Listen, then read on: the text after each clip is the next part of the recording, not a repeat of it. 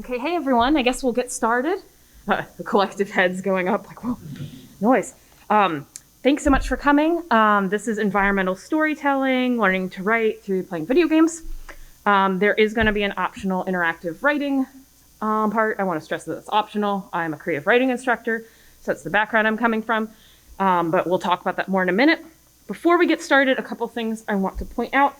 I have some handouts up here that have the prompt on it and some information about the prompt. So if you're interested in grabbing one, feel free to grab one at any time. If we run out of copies, because I had no idea what turnout to have, I do have a sign-up list where if you'd like a digital copy of the handout and some additional resources, you're welcome to put your email there and I can send that your way. Finally, the other handout I have up here is about our Mages blog. I can say more about that later, but I run the Mages blog, and we always are looking for articles about video games. So if that's something you're interested in writing about and learning more about, you can take one of those flyers. Thanks very much.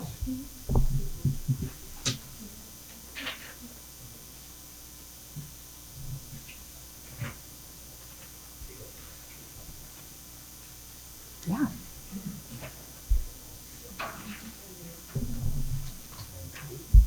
Yeah.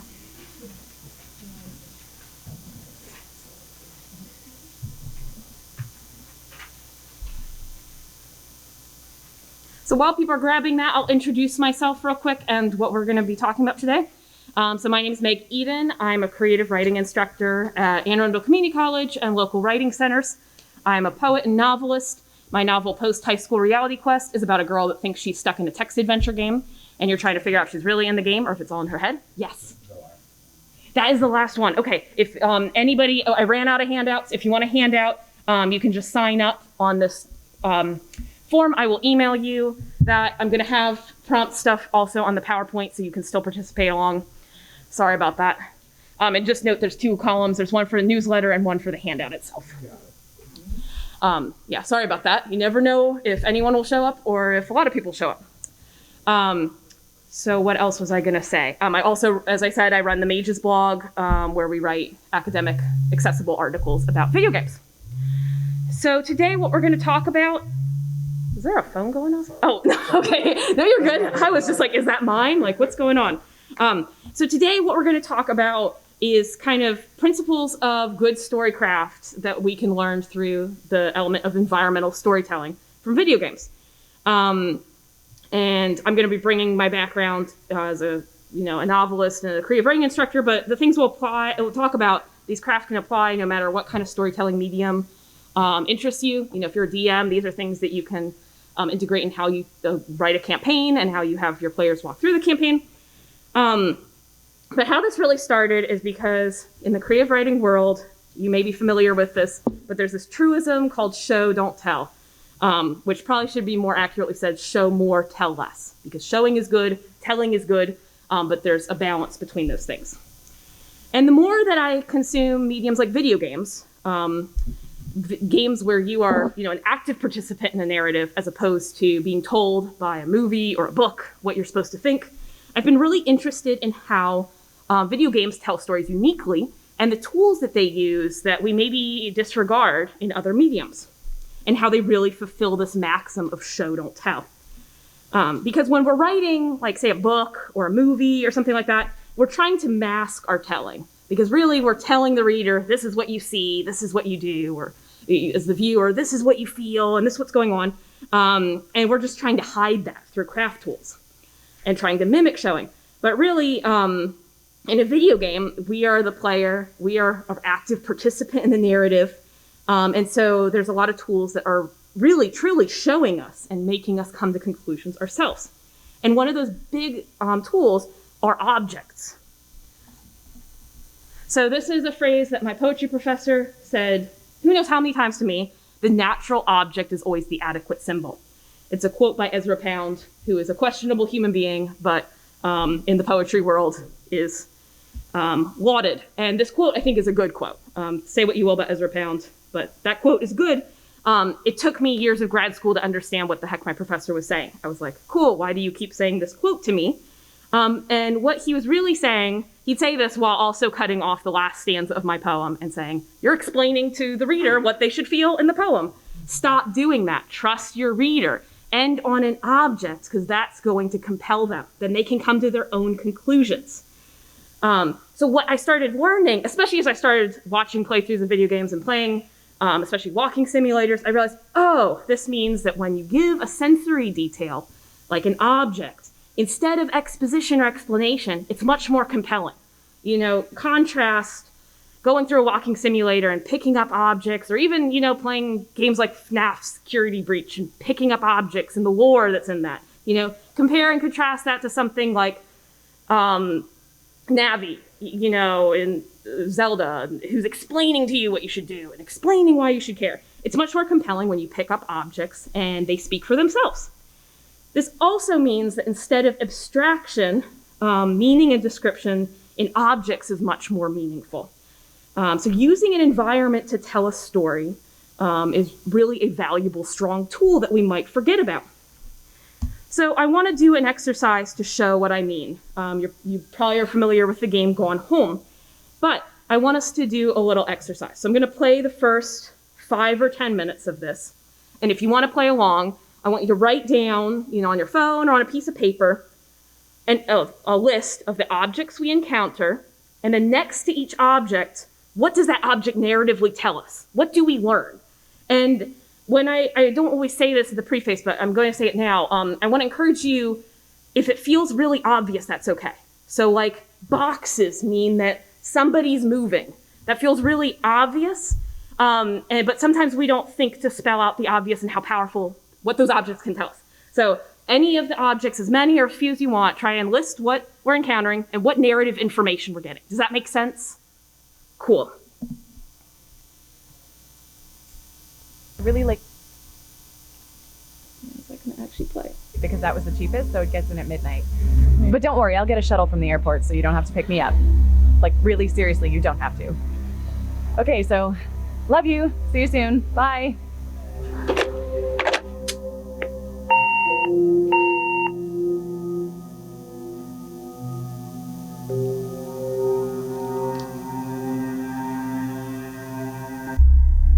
Do we have a team member that can like dim lights or anything like that? Okay.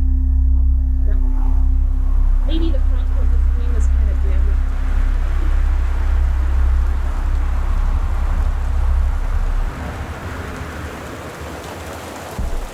I know where they are in the other room.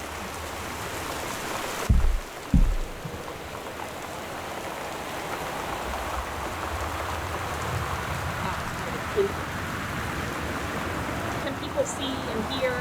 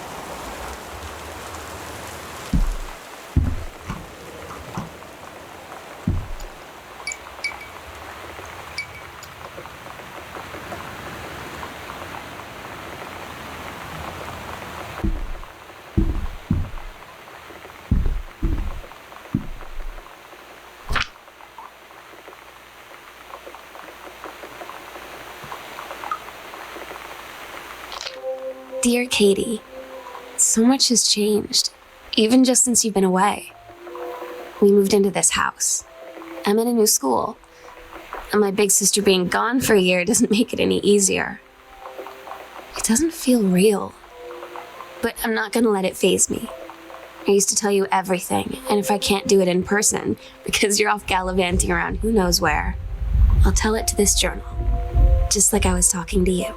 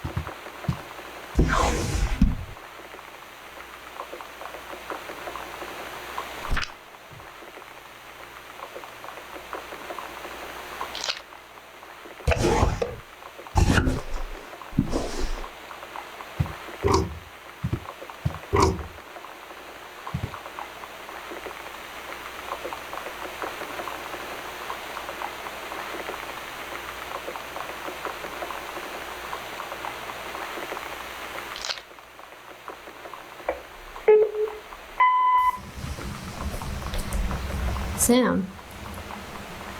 Sam. Hello. Sam.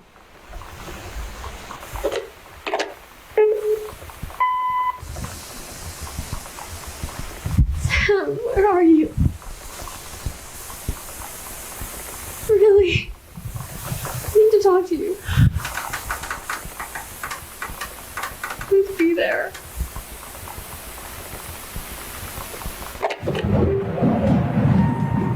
Hi, Mom.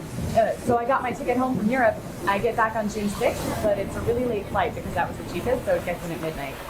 But don't worry, I'll get a shuttle from the airport so you don't have to pick me up. Like, really seriously, you don't have to. Okay, so love you. See you soon. Bye. Okay, would you be able to get the lights again for me? Yeah. Thanks so much. Okay, would anybody like to share something you observed, an object and what it told us? Totally optional, but yes, back. Yeah, the usage of the answering machine went and was able to go and get rid of old text notes for that you didn't have to figure out, okay, how's the voice wavering to Sam? She wants Sam specifically, but if you put that in text, it's going to be very, very weird looking. I love that. Yeah, so hearing the emoting and the voice, that told us a lot about I can't say exactly what, but we can tell that there's trouble and that she's upset. And if that was written out, that wouldn't carry the same weight. Great observation. Yes.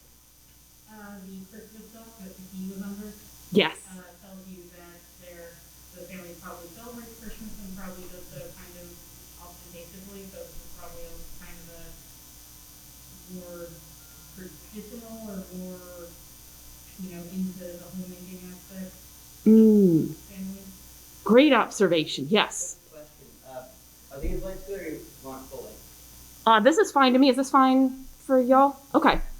Great observation. Yes. In the purple. So going along with it, you can tell it's a traditional family because it's a very formal portrait with the song at the bottom. Very 1995, which is got from like the telephone book. But my comment is specifically focused on how many objects in the house are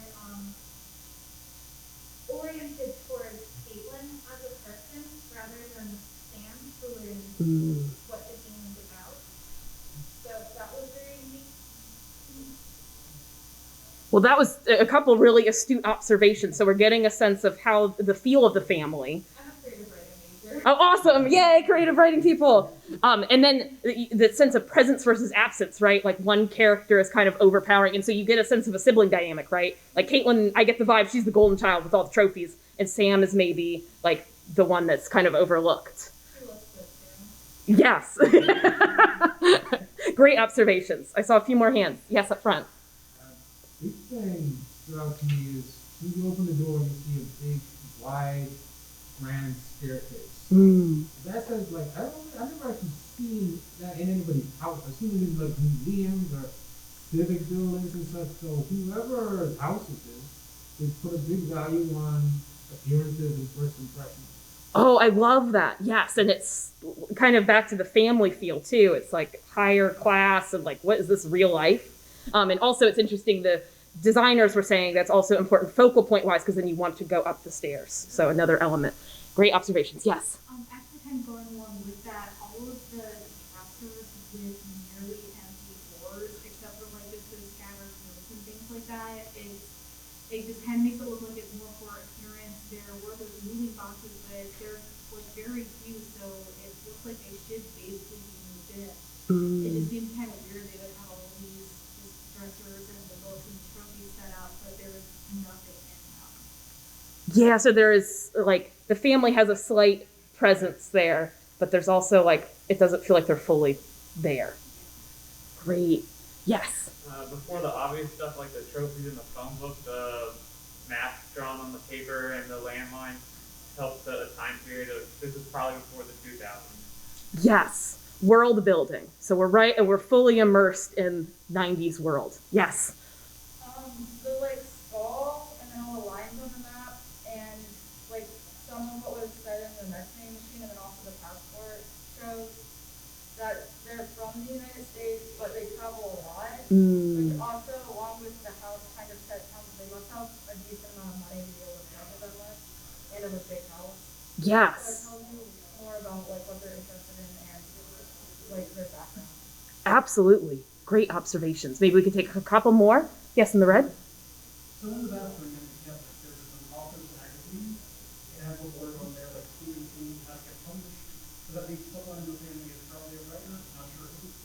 Yes. Great observation. And maybe they want to get published. So they're reading those kind of magazines. Great. Maybe one more. Yes. Yeah, I saw the piece of paper that had two different kinds of handwriting on it, and then it's like really good way to show one person has like really organized, really neat handwriting, and the other one not just like word usage differences, but with the like sort of more scrawled version of handwriting, and sort of show their personality differences.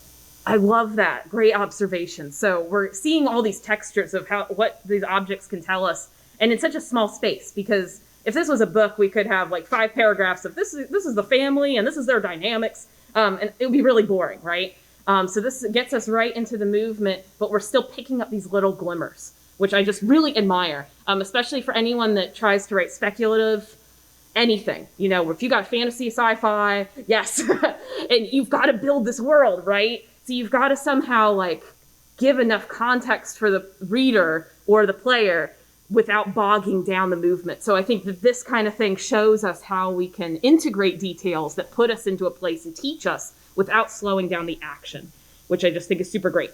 So I guess we've started covering on a lot of these things because you guys made really great observations. But I want to say, like, well, why does this environmental storytelling work? Why is this so effective? So first off, it's efficient. As I said, a lot of this, it doesn't necessarily need explanation. We can kind of put the pieces together and keep moving forward and keep forward with the action instead of being bogged down. One reason why it's powerful particularly, though, is because it requires us to fill in the gaps. Every one of you were filling in gaps when you said that. You're like, well, this detail, that implies this, or this is telling me this information. And so that's allowing us to be participants and contributing to the story. That's going to make us more invested and more interested because we're active, right? And often this can give us the same aha moments as the characters, where we're immersed in the world, and so we're feeling those same things, putting the pieces together. As my professor was saying, readers or players, they're smart, right? They can come to conclusions on their own, and often we feel like we have to handhold them. And some of my least favorite books and my least favorite gaming experiences are ones where they feel like they have to hold my hand. I like ones where they talk up to me. And on that note, this is making players or participants feeling invested. You start asking questions. Well, like there's a lot of tension setting in the beginning of this, right? There's lightning. The player has to turn all the lights on. So there's this absence and emptiness in the house. We're wondering, why are these people not here? Why is this spoopy? What's going on? And that makes us invested. It pulls us forward. If we have all the answers at the beginning, then we're not going to keep playing a game. We're not going to keep reading a book. Questions are what drives us forward. We also are going to be putting in our own experience and knowledge, as many of you, again, did, of what class looks like through various objects and what family dynamics and what religious experiences. Those are all experiences and knowledge that you were putting in as you were interpreting this game and figuring out what's going on. But also question asking and these gaps, that's going to create tension and uncertainty that makes us think about a story long after we finished reading, playing, or watching. The things that stick with me from a game are the objects, those things that weren't fully explained to me by the end, the questions I have lingering. I was actually just got a connection in my brain. I was just watching a video on post-FNAF children's horror games, right? And it started this whole thing about lore. And I think part of the appeal of games with lore is that it doesn't explain everything to you, right? We have questions, we go onto forums, and we try and put together a theory as to why something's happening. That's why it's effective, even if it's not always well executed, right? Because we're putting together things, we're asking questions.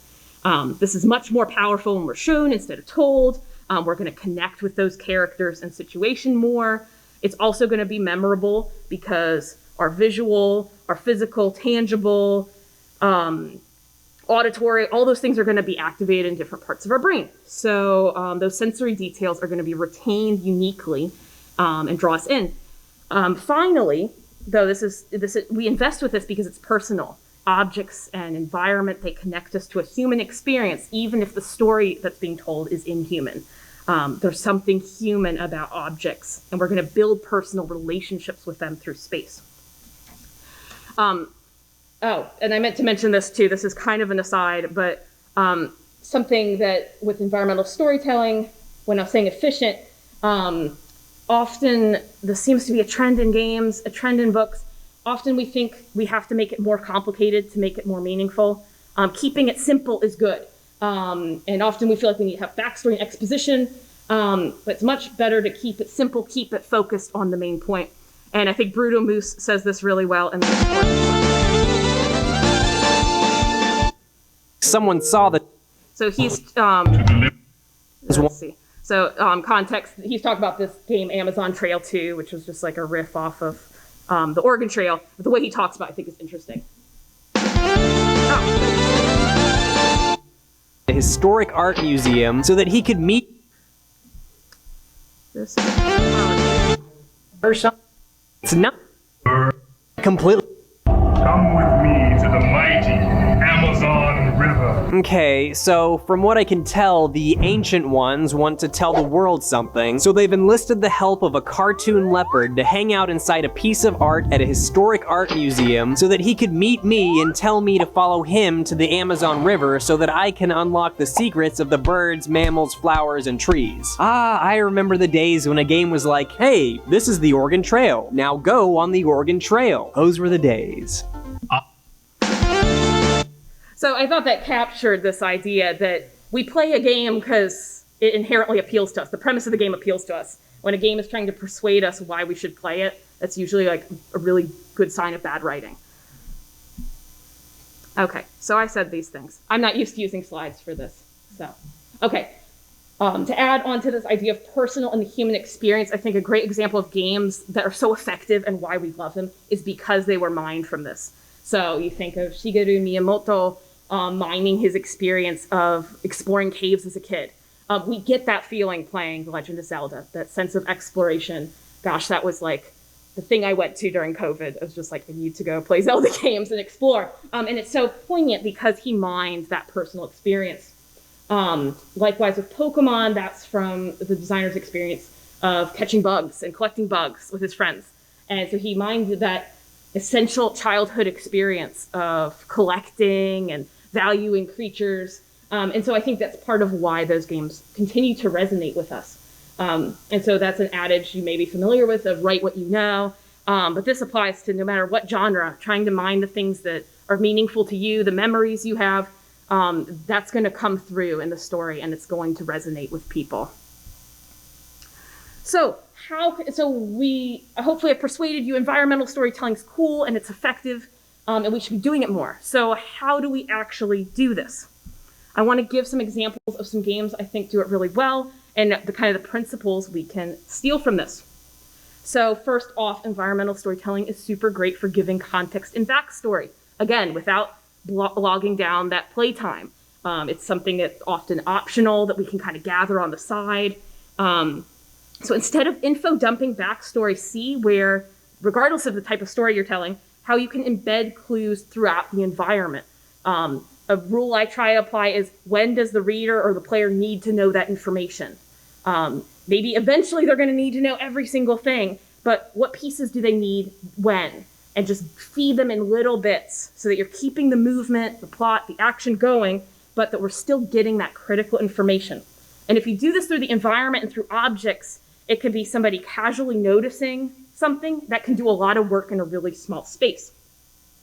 And so an example I have here is of Until Dawn. I thought something that was really impactful in this game were the journals.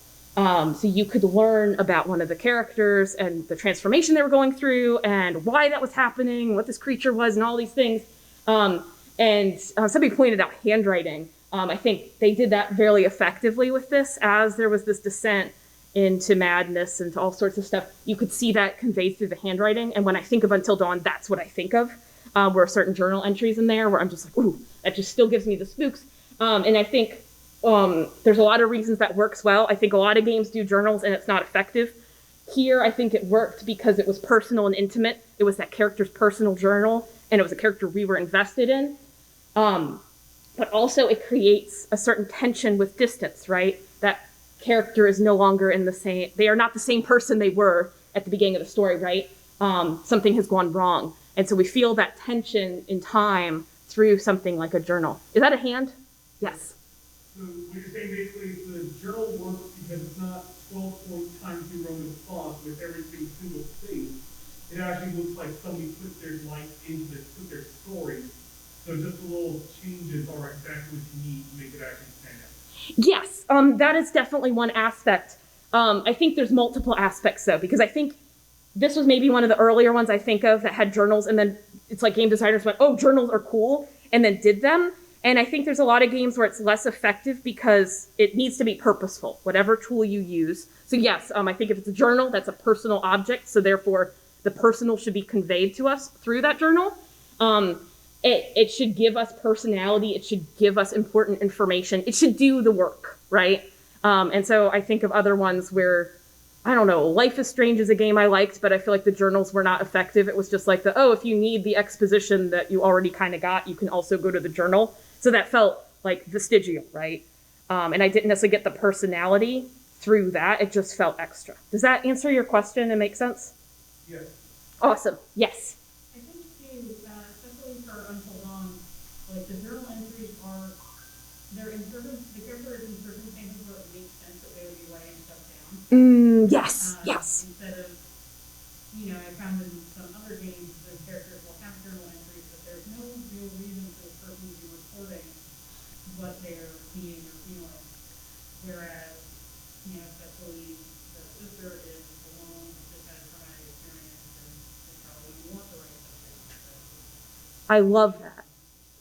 Yes, it should be I think you said that so well. It should, the objects that are used should make sense of why the character would use that medium or use that object, and that it doesn't feel out of place. It's perfectly natural in the environment. Great observation.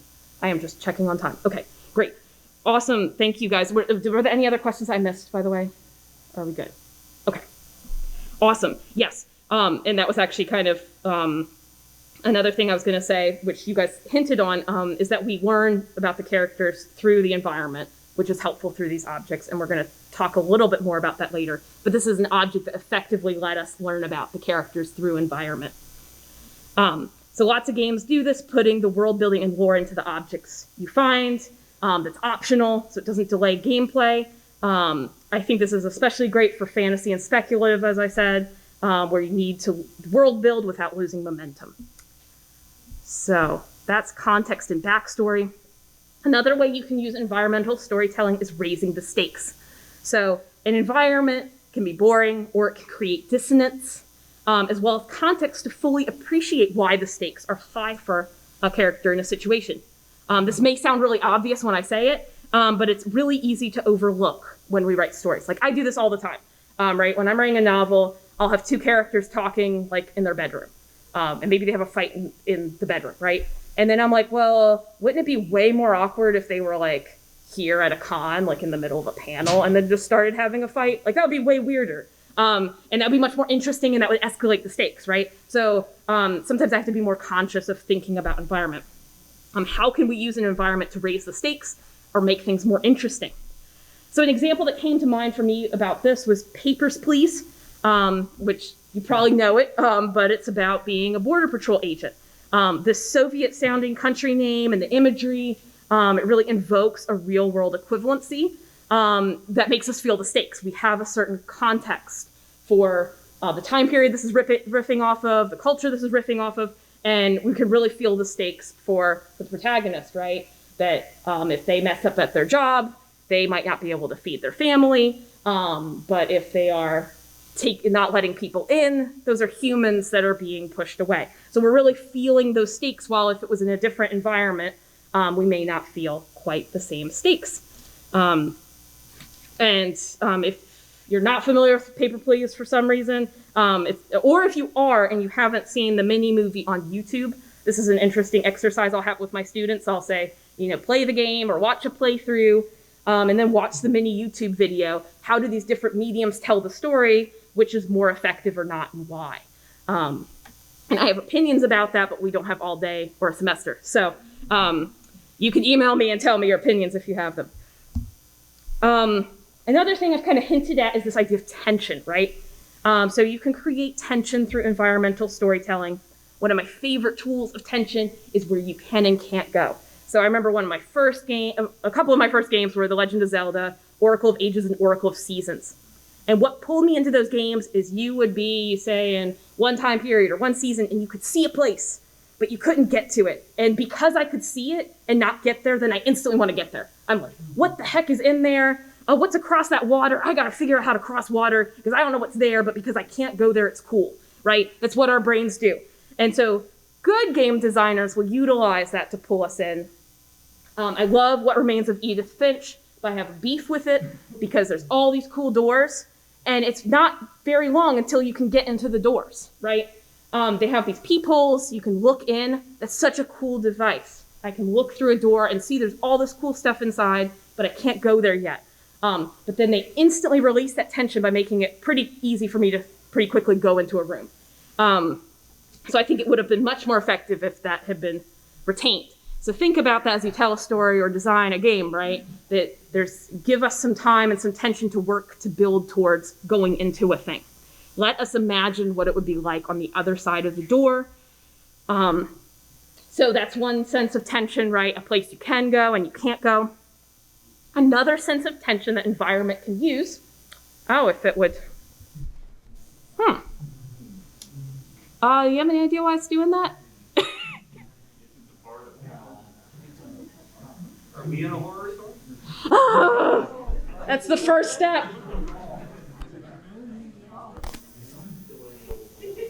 Okay, well, plug it back in, or wait, it's doing a thing. Aha! Yay, thank you so much. Awesome. Okay, so you can have tension between spaces you can and can't go. You can have tension between the past and present. That's another one of my favorite tensions.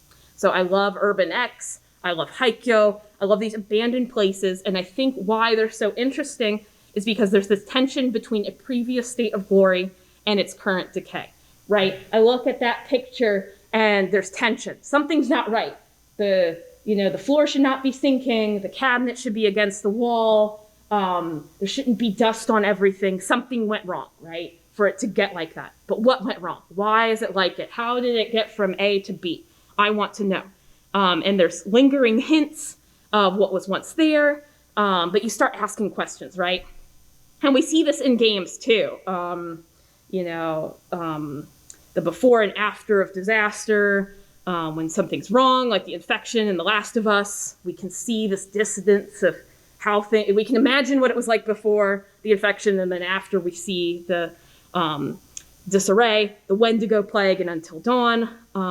A place can show us that dissonance of what was and what is. Finally, another really great way we can utilize tension is conflict between characters and the things they would and wouldn't talk about, and making them talk about things they wouldn't naturally. So I love this in Life is Strange. So there's this moment, right, where you can wander around, you can dig through this girl's dorm room trash, and you can find a positive pregnancy test. Obviously, Dana does not want you to find the pregnancy test. She's like, why the heck were you in my garbage, you weirdo? But it adds tension, right? We can learn something through the objects that Dana would not have told us herself, right? It's much more interesting to find that through an object, and it can escalate tension too, especially if they discover what you found, right? This also adds so much context with the character and what they're struggling with. These clues that somebody leaves behind may inadvertently show us some powerful information. So, as you are working on a narrative, here are some things to consider. How can I use my environment to heighten tension? For an individual scene, how would a story change if it happened in another place? What would raise the stakes and tension? Is it more interesting to have them fight in Wawa or the DMV? That's way more awkward than in the privacy of a home. If you're like me and maybe your story is starting from a place, you're like, this place is cool and interesting. I don't know what to do with it, but it's cool. Consider, why does it interest you? Or anything. If you start with a character, if you start with a place, if you start with a plot, dig into why that interests you. Dig deep, be specific, go back to that personal. How does it connect with your own personal life? You might be surprised what you discover, and if you utilize that, it will make your story powerful. Finally, what does this environment contribute? Why here? As was hinted with, talk about the journal and Until Dawn, every piece of our narrative should be purposeful. Where it is, who the characters are, all these things should be working together. So you should really be thinking about, what does this contribute? How would it be different if it was somewhere else? Does it have to be here? You have to be able to fight for why it should be here. So, okay, I think we're still pretty good on time. So I want to give a chance to do this exercise real quick. I'm going to read this poem by Ted Kuzer. Oh gosh, we dropped into an English class. I'm so sorry, not sorry. I think this is a cool poem because when I read it, I was like, I could see this being an environment in a video game, and that interests me. And so I hope that you'll kind of see why I picked this too, and that it will kind of get the gears turning for yourself as well. So this is Ted Kuzer's Abandoned Farmhouse. He was a big man, says the size of his shoes, on a pile of broken dishes by the house. A tall man, too, says the length of the bed, in an upstairs room, and a good, God-fearing man, says the Bible, with a broken back, on the floor below the window, dusty with sun. But not a man for farming, says the fields, cluttered with boulders and the leaky barn. A woman lived with him, says the bedroom wall, papered with lilacs, and the kitchen shelves covered with oilcloth. And they had a child, says the sandbox made from a tractor tire. Money was scarce, say the jars of plum preserves and canned tomatoes sealed in the cellar hole.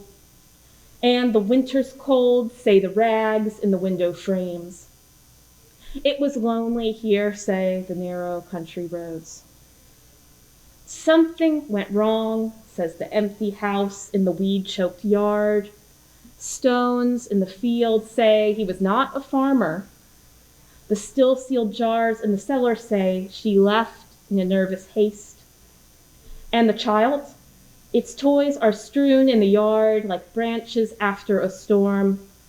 A rubber cow, a rusty tractor with a broken plow, a doll in overalls. Something went wrong, they say. So I'm going to give a few minutes, and feel free to do this if you'd like. But I think what Ted Kooser does a lot of cool stuff here, but what I really like is the formula he creates, right? This object says this.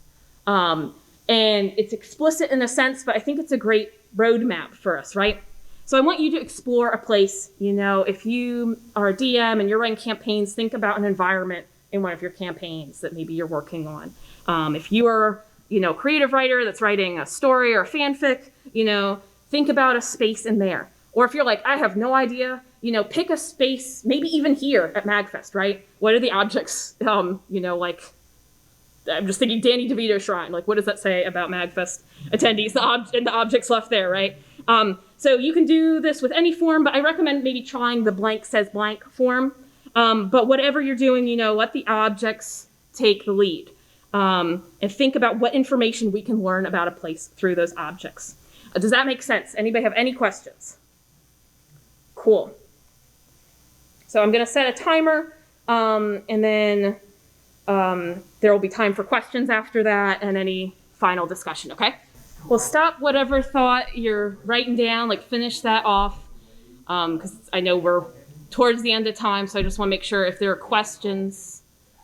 Is there anything we didn't talk about that anybody wants to talk about, or any questions about anything we did talk about?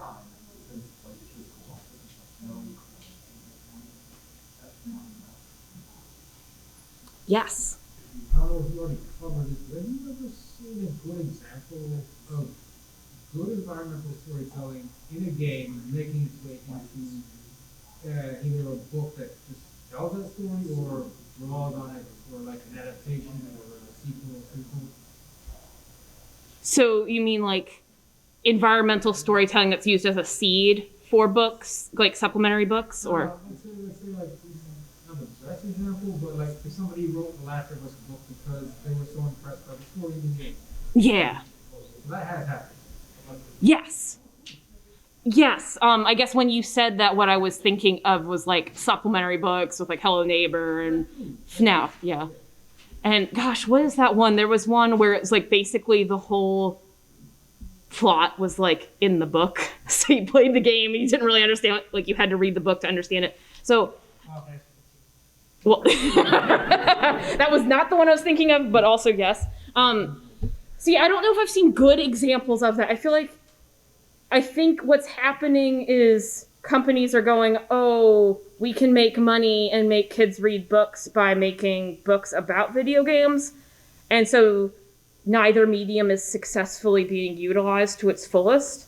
But I think it would be really cool to see, like, if I ever get the opportunity to, I know people that work for hire and write for some of these video games, and like that would be my desire, would be to kind of build off of the environmental storytelling that's there and, you know, have a good supplementary piece. But ideally the game does the work as the game and the book does the work as the book.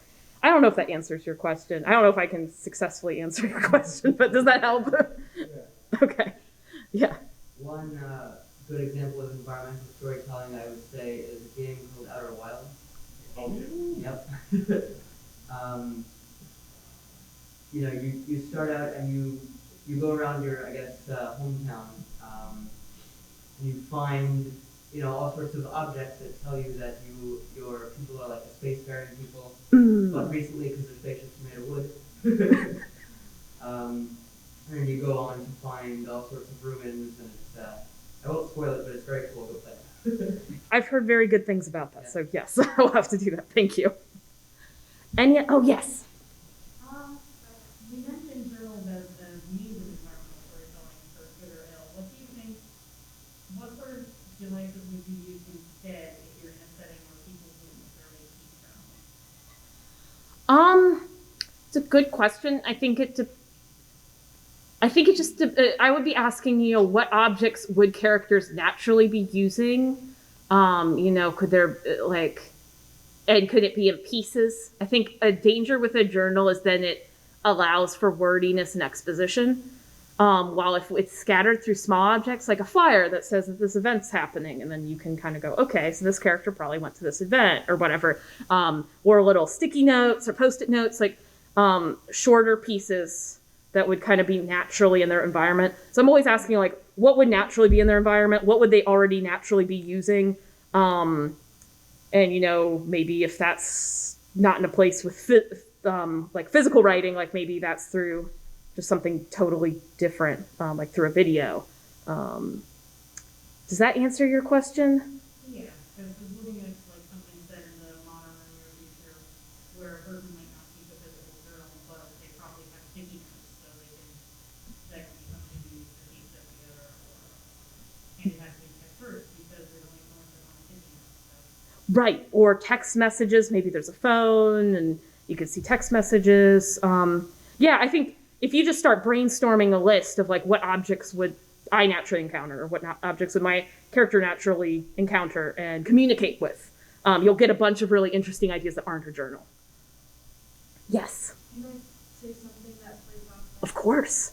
I had a friend's daughter went through something, and basically before the thing she was just a typical 16-year-old or whatever age she was, and then after it, things like just not coming out of her room, hiding things in her room. So, for example, she'd go in there and the place would smell. There'd be piles of laundry, there'd be garbage.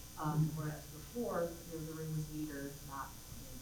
But changing it around the person as they mentally change, it's going to affect their environment, their hygiene, who they hang out with. I think Life is Strange, do they show a little bit about Chloe? How she's more innocent when she's younger? And then her bedroom later is very much, Yes. More of the degenerate teen type bedroom. Right. It's something happened here. Right. Yeah, so that's a good point. Changing an environment can tell us a lot about what a character's gone through instead of explaining all of it necessarily. Yeah. Great point. Yes. This is kind of more of an indie game, but VA11 Oh my God, yeah. is a really great game for that kind of storytelling. It's mostly a talking sim and a bartending sim set in post-dystopian cyberpunk. Ooh, okay. It's a really beautiful pixel game. Can't recommend it enough. But one of the things is you can go through the main character's phone, and you can see when she's got different backgrounds and photos of her and her boss whom she really likes, and different you can scroll on the apps and read what the dystopian government is doing this time. So I think that's a really cool tool to just have a phone you can go through and experience the world that way or not. Some people don't want to, but as the option is there, and I was on the phone every single day. The only time I can really be proud of saying that, but it's a great game for experiencing social media that way. Yes, and that's interesting you mentioned that because I'm having trouble remembering the names, but I know GT Live has done playthroughs of at least 2 that were like horror games that were almost exclusively on the phone, and you went through the phone to kind of solve what was happening. So yes, a phone can be a really good landscape. Can you say the name of that game again? So it's called VA dash 11. Okay. Paul A. Paul A. But it's also called Valhalla because that's what it looks like. Ah, okay. Thank you. And it's easy to remember. Awesome. And that makes me think a prompt that I will give my students often is to make a list of the things they carry, based off the story, Tim O'Brien's The Things They Carry. And I tell you to be specific as possible because people will be like, oh, I've got my phone, I've got my wallet. But what do you have on your phone? What do you have in your wallet? Why do you have those things? And the more specific you get, the more we can learn about you through objects. So absolutely. Great point. Any other? Oh, yes. This isn't a question, but I just think also the use of an object can really show, like for the journal example, maybe they own a journal but it's completely empty and it's very new. That shows they don't write versus a completely filled well-used journal. Or is the phone, does it have a case on it? Is it scratched up? Is it cracked? And it just shows how much they use an object or how much they care about the object. Yes. I love that. Yeah, that's a great point. The details about the object can tell us a lot about the user. Great point. Any other questions or comments? Yes. When we were going through the game footage earlier, one thing I didn't mention is in the bathroom there was a bottle of like toilet bowl cleaner because it's in a bathroom. Right. So I was wondering kind of like what objects are there that really don't tell you things about the environment? Yeah, that's a good point because we have to remember that like human devs made this, and if you talk to them, they say like we made a lot of objects we could easily copy and paste throughout to fill a place. So yes, there are certain objects that are just going to be part of the background. So I think as storytellers, what we need to remember is that what we point out and mention is going to draw attention to it, right? So if you're like, there is toilet bowl cleaner, like if you're, telling your players that, I'm going to be like, the toilet bowl cleaner must be weirdly important, So if you're saying that, it's just like, I was just trying to flesh out the environment. Ideally, when we are like writing a campaign or we're writing a novel, we're going to mention things that do double duty, right? That they fill out the environment, but they also have purpose. So we do want to think about what that's going to do. And I don't know if you were going to add on to that, but, or did you have a separate question? It is an add-on to that. Okay. So let's kind of get into Chekhov's gun. Yes. If there's a gun in the scene, if it's called out in the script, that gun ought to be important. Yeah. If it's just a set builder and he goes, well, there's a fireplace, there should be a gun above it, it cannot be important. Yes, though if it's mentioned, I always wonder. Like I had a student, his manuscript I was reading recently, and they were filling out the room, and they especially pointed out this porcelain bowl like on the table, and I was like, but why though? Like it didn't end up contributing to the scene, and it just was like, oh, let me further prove this room. So I guess that gets into the whole notion that perfection is when there's nothing left to be removed, not when there's nothing more to be added. But I was also going to say that in addition to what's in the scene, you can think of it as what's in the scene that shouldn't be there, but also what is not in the scene that shouldn't be there. Yes. That should be there, rather. So you're talking about like, you mentioned like cleaners and such in like a bathroom. Yeah. Like if there's a cleaner in a bathroom, whatever. Right. If there's a like a janitor's closet and there's no cleaners in it, okay, that raises some questions. Right. Yes. So that's a really good point too. An absence of an object can speak a lot more than the presence sometimes.